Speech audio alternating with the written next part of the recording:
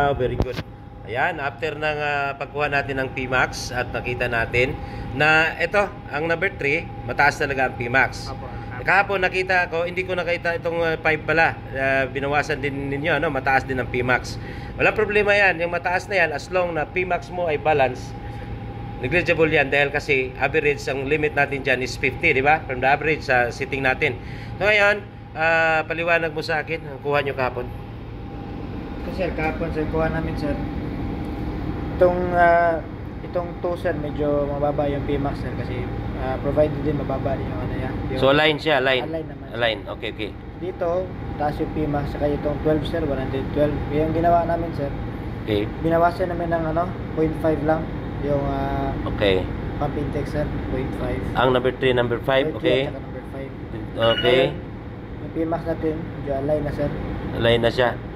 So ano pala ang pinaka-importante diyan pag kinuhanan mo yung itong dalawa na to? Anong importante diyan?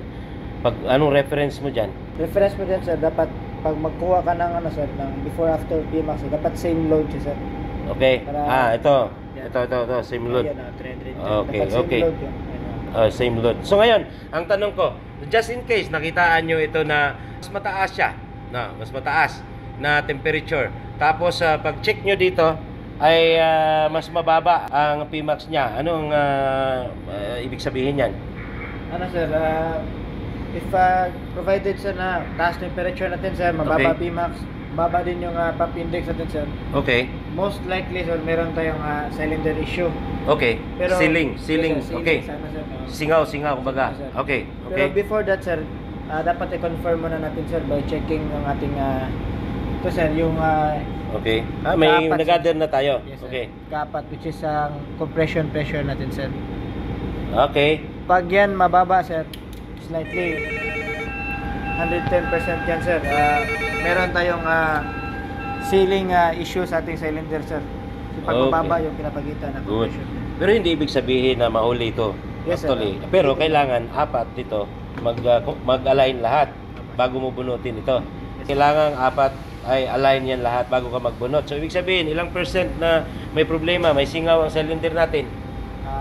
Let's say mga 110% sir. What? Dapat nag-align. Okay.